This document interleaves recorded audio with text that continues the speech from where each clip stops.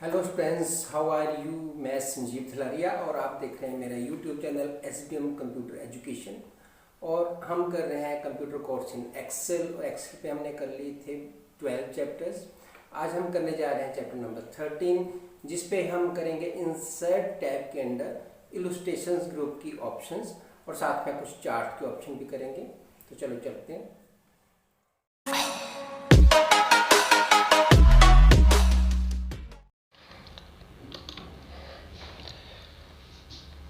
तो आज हम करेंगे इलस्ट्रेशन, जिस पे पहला है इंसर्ट पिक्चर। और पिक्चर जैसे कोई भी पिक्चर फोल्डर आपका है, जैसे हम यहाँ से ले लेते हैं पिक्चर्स, और पिक्चर्स फोल्डर पे तो ये पिक्चर्स हैं, तो इनमें से कोई भी ले ली। ये PNG फाइल जैसे ये आ गया, इसको छोटा बड़ा जो भी करना है ये करके इसको जहाँ भी सेट कर दो। ये पिक्चर इंसर्ट हो गई। ऐसे इंसर्ट इलस्ट्रेशन के अंदर क्लिप आर्ट में तो पता ही है आपको, ये सर्च फॉर जैसे जो भी आपको चाहिए, जैसे एनिमल्स चाहिए तो एनिमल्स, तो ये एनिमल्स आ गए। तो इसमें से जैसे इसको ऐसे ड्रैग कर दिया तो ये इंसर्ट हो गया। अभी इसको जहाँ मर्जी रखो, बड़ा छोटा कुछ भी करना है, स्ट्रेच कर दिया तो इंसर्ट। ऐसे ही शेप्स हैं, तो इनमें से कोई भी शेप आपने ली, तो जैसे बैनर ये शेप आ गई, ठीक है। इस शेप को आप राइट क्लिक करके एडिट टेक्स्ट बॉक्स बना सकते हो, मतलब इसमें आप लिख भी सकते हो, ये टेक्स्ट लिख सकते हो, ये बीच में ही रहेगा, टेक्स्ट बाहर नहीं जाएगा, टेक्स्ट बॉक्स बन गया। ऐसे किसी भी शेप को टेक्स्ट बॉक्स बना सकते हो, तो इसको उठा के बाहर रख दिया। ऐसे ही इंसर्ट, ये स्मार्ट आर्ट है, जैसे ऑल, इसमें से लिस्ट है, कोई फैंसी सी लिस्ट, जैसे ये ले लिया। तो इसमें मान लो जैसे कंप्यूटर, यहाँ कंप्यूटर और कंप्यूटर के पार्ट्स लिख दिए, इधर क्लिक करके ये दूसरा पार्ट, तीसरा, ऐसे कोई दूसरी मशीन उसके पार्ट लिख दिए, ऐसे ऐसे करके ये एक लिस्ट बना दी। तो इसको बॉर्डर पे क्लिक करना है, कोई भी ऑब्जेक्ट है उसका बॉर्डर डिलीट कर दिया सेलेक्ट करके। तो ऐसे स्मार्ट आर्ट में और भी कोई, जैसे साइकिल है, आप इस तरह का साइकिल बनाना चाहते हो, जैसे वाटर साइकिल है, तो इस पर आपने रेन हो गई, फिर वैसे वाटर कहाँ गया, रिवर्स में, और फिर इवेपोरेशन हुई,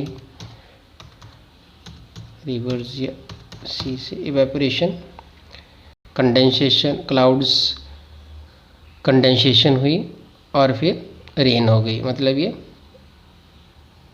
इस तरह से साइकिल, वाटर साइकिल, ऐसे कोई भी साइकिल बना दिया। फिर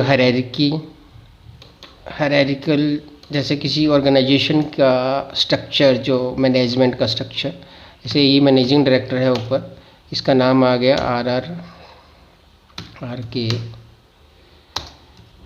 के रहना, ये मैनेजिंग डायरेक्टर है। इसके नीचे डायरेक्टर्स आ गए, उनके नाम लिख दिया। और ऐड करना है इस पर, तो इस पर रख के ये ऐड शेप पे जाके ऐड शेप बिलो, तो ऐसे नीचे आ गई है शेप। तो इस तरह से इन पे आप बना सकते हो। ऐसे ही जैसे मैंने कहा, इसके बॉर्डर पे बिल्कुल बॉर्डर जो है, इस पर क्लिक करके फिर डिलीट प्रेस कर दिया, डिलीट करने के लिए। तो इस तरह से आप, ये इलस्ट्रेशन का था। नेक्स्ट है चार्ट। अब चार्ट, जैसे कॉलम चार्ट, अब नाम और जो एम्प्लॉई हैं, इनकी बेसिक सैलरी और DA और CA, इसका हमें चार्ट बनाना है। तो अब बेसिक सैलरी, नाम तो पहले नाम भी चाहिए, मैंने नाम वाला ये कॉलम सेलेक्ट कर लिया। अब कुछ छोड़ के करना है तो कंट्रोल प्रेस करना है, कंट्रोल प्रेस करके रखा, फिर बेसिक से, बाकी नहीं लेना है, तो बेसिक से ये ऐसे उतने ही रो सेलेक्ट करनी है, एक्स्ट्रा नहीं करनी नीचे को। तो ये सेलेक्ट करके फिर कॉलम चार्ट, ये कोई भी ले लिया, 3D में लेना है तो ऐसे 3D ले लिया, तो कॉलम चार्ट बन गया। ठीक है, थोड़ा इसको मैं बड़ा करता हूँ। तो ये आपका जैसे चार्ट आ गया, इसको कहीं पे भी आगे ड्रैग करके रख सकते हो। ठीक है, तो ये बेसिक सैलरी, DNS अलाउंस और कन्वेंस अलाउंस का, बेसिक सैलरी की ब्लू कलर की बार है, तो ये इस तरह से। फिर ये DA की है, ये CA की है, कन्वेंस अलाउंस की है, ऐसे राहुल की है ये, फिर ये किरण की है, तीसरा एम्प्लॉय, तो ये सभी के इस तरह से आ गया। इसका कॉलम चार्ट मैंने डिलीट कर दिया। ऐसे ही next chart line chart. Line chart होता है जैसे कि इसको प्रोग्रेस चार्ट हम बोलते हैं, कि किस तरह से प्रोग्रेस किसी की चल रही है। तो इसके लिए डेटा किस तरह से होना चाहिए, जैसे मान लो स्टूडेंट का डेटा है, तो स्टूडेंट का सपोज कि ये कुछ स्टूडेंट्स हैं, कॉपी करके मैंने इधर पेस्ट किया, और ये इनका फर्स्ट टेस्ट के मार्क्स हैं, ये सेकंड के हैं, ये थर्ड के हैं। मतलब एक फ़िक्स पीरियड पे, जैसे एक मंथली टेस्ट है तो फर्स्ट मंथ में इतने हैं, सेकंड में इतने, जनवरी फरवरी मार्च जो भी आप लिख सकते हो, तो इनके ये मार्क्स हैं। अब इससे हमें निकालना है उनका चार्ट। तो ये ऐसे सेलेक्ट किया, परफॉर्मेंस मतलब कैसी इनकी परफॉर्मेंस चल रही है टेस्ट बाय टेस्ट। तो ये जो फर्स्ट सेकंड थर्ड ये नीचे आना चाहिए इधर, तो इसको हम यहाँ से करेंगे स्विच रो कॉलम, ये इधर स्विच रो कॉलम। तो ये जितने भी स्टूडेंट्स हैं इनकी ये परफॉर्मेंस है, मतलब किस तरह से चल रहा है। जैसे कोई एक स्टूडेंट है, इसका जैसे अगर इस बार को हम ले, इसके फर्स्ट टेस्ट में इतने थे, सेकंड में बढ़ गए, थर्ड में भी बढ़ गए, मतलब उसका ग्राफ ऊपर की तरफ जा रहा है। ऐसे ये है जैसे जिसकी बार ये है किरण, ये कमल है, कमल के फर्स्ट टेस्ट में इतने मार्क्स थे, लेकिन सेकंड में वो डाउन आ गया, थर्ड में भी डाउन आ गया, मतलब उसका ग्राफ नीचे की तरफ जा रहा है, मतलब उसकी परफॉर्मेंस जो है वो डाउन जा रही है हर महीने। तो हम जो अच्छा मानते हैं वो ऊपर की तरफ, चाहे वो पहले टेस्ट में बहुत कम मार्क्स हों, जैसे इसके बहुत कम मार्क्स थे पहले टेस्ट में, लेकिन इसका जो परफॉर्मेंस है वो ऊपर जा रही है, मतलब ये इम्प्रूव करता जा रहा है। ठीक है, तो इस तरह से परफॉर्मेंस चार्ट, इसको हम बोलेंगे लाइन चार्ट को। तो लाइंस है परफॉर्म, मतलब एक फिक्स पीरियड लेते हैं, जैसे एक एक दिन, जैसे किसी शॉप के हमने सेल देखनी है कि प्रोडक्ट की सेल या पैसे वाइज देख लो कि मतलब फर्स्ट तारीख को कितनी थी, सेकंड को कितनी, थर्ड को कितनी, तो एक एक दिन का डाटा लेंगे, या फिर एक एक हफ्ते का लेंगे, या फिर एक एक महीने का लेंगे, या एक एक जैसे कंपनीज़ का होता है टर्नओवर होता है कि 2015 में कितना था, 16 में कितना, 17 में कितना, 18 में कितना, तो उससे उसकी बिजनेस का ट्रेंड पता चलता है कि वो उसका बिजनेस ग्रो कर रहा है, डाउन जा रहा है, कैसे जा रहा है, जिगजैग जा रहा है, ऊपर नीचे हो रहा है, कभी ज़्यादा हो जाता है, कभी कम हो जाता है। ठीक है, तो ये है परफॉर्मेंस चार्ट।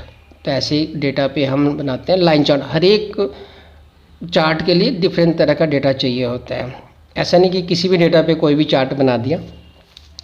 ऐसे पाई चार्ट है डिवीज़न में डेटा, ये बहुत ज़्यादा यूज़ होता है। जैसे डिवीज़न में डेटा मतलब कि जैसे कि एक एग्जांपल लेते हैं कि एक कोई सर्वे में क्वेश्चन पूछा गया, ये क्वेश्चन है। अब इस क्वेश्चन का आंसर क्या होता है कि कुछ लोग कहते हैं कि हाँ वो सहमत है उस बात से, कुछ लोग कहते हैं नहीं सहमत हैं, और कुछ लोग कहते हैं कि कुछ नहीं कह सकते, हाँ या ना कुछ नहीं बोल सकते, मतलब उनको या तो पता नहीं उस टॉपिक का, या फिर वो 50-50 हैं। ठीक है, तो मान लो 12,340 लोग बोलते हैं यस, 5,600 बोलते हैं नो, और 1200 लोग कहते हैं कि कुछ नहीं कह सकते। तो हम ऐसे सेलेक्ट करेंगे, इस कॉर्नर पे ये हेडिंग देना है पाई चार्ट, और ये पाई चार्ट हमने बना दिया। ठीक है, ये अब पाई चार्ट में नॉर्मली ये यहाँ पे देखो, इधर ये परसेंटेज ऐसे परसेंट होता है, तो 65% क्या कह रहे हैं यस, 29% कह रहे हैं नो, और 6% ऐसे हैं जो कि कहते हैं कि कुछ नहीं कह सकते हैं। ठीक है, हाँ या ना कुछ भी नहीं कह सकते। तो इस तरह से पाई चार्ट आप बनाते हो। तो इस तरह से ये पाई चार्ट हो गया। तो ये हमने चार्ट बनाए 3 चार्ट, बाकी के हम नेक्स्ट चैप्टर पे करेंगे। ओके स्टूडेंट्स, तो ये था चैप्टर नंबर 13। अगर आपको पसंद आया तो लाइक करो, शेयर करो, कमेंट करो और साथ में सब्सक्राइब करो।